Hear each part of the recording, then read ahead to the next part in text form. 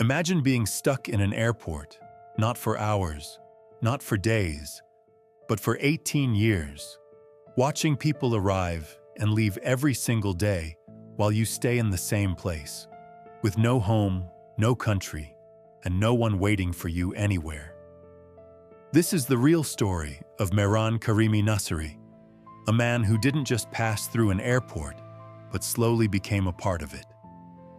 In the late 1980s, Mehran left Iran, searching for something most of us take for granted, a place to belong, a place to call home. He traveled across Europe, hoping that somewhere someone would accept him, but life had other plans. By the time he reached Charles de Gaulle Airport in Paris, something had already gone terribly wrong. His documents were gone, lost, stolen, or taken, no one knows for sure. But without them, he wasn't just a traveler anymore. He became invisible in the eyes of the system. He couldn't board a flight. He couldn't legally enter a country, and he couldn't go back. He was free to walk around, but trapped at the same time. At first, he probably thought it was temporary. Maybe a few days, maybe a week. But those days slowly turned into months, and months turned into years. He started sleeping on cold airport benches, using public restrooms, carrying all his belongings in small bags, watching strangers live the life he once had. Every day, thousands of people walked past him, laughing, talking, rushing to catch flights, hugging their families, while he just sat there, observing, silent, forgotten. Over time, the airport staff began to recognize him. Some even helped him with food or clothes. But help could only go so far, because no one could solve the one problem that mattered the most. He didn't exist on paper. He created a routine to survive, reading newspapers, writing in his diary, watching flights on the screen as if they were stories of lives he could never live.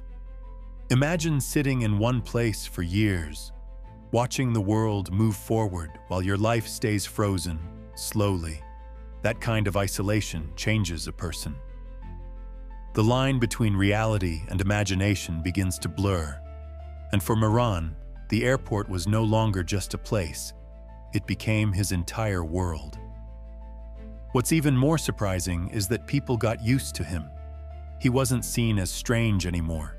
He became part of the background, like a chair or a wall, always there, always unnoticed. Authorities knew about him, but they couldn't do much, because legally, he didn't belong anywhere. No country would accept him, and without identity, he had nowhere to go. Years passed, one after another, 5 years, 10 years, and then even more, while the world outside kept changing. Technology evolved, people moved on, but inside that airport, his life remained exactly the same. Eventually, his story caught the attention of the media. People around the world were shocked. How could someone live like this for so long, in a place meant only for passing through? After many years, authorities finally arranged documents for him. They gave him a chance to leave, a chance to step out into the world again, a chance to start over, something he had been waiting for all his life. But then, something happened that no one expected. He refused. After 18 years, the airport had become his home, the only place he knew, the only place where he felt a strange sense of belonging. The outside world, the thing he once searched for, now felt unfamiliar, almost frightening. Think about that for a moment. A man who once traveled across countries searching for a home, finally found comfort in a place that was never meant to be one. In the end, he was taken to a hospital, and his life inside the airport came to an end. But his story leaves behind a question that is hard to ignore. Was he trapped by the system, or did he slowly become a part of his own prison? And maybe the real mystery isn't how he survived for 18 years, but how a human being can adapt to loneliness, to uncertainty and to a life where the world keeps moving. But you don't. And this is just one of many stories that will make you question everything you thought you knew. Stories that don't just end, they stay with you.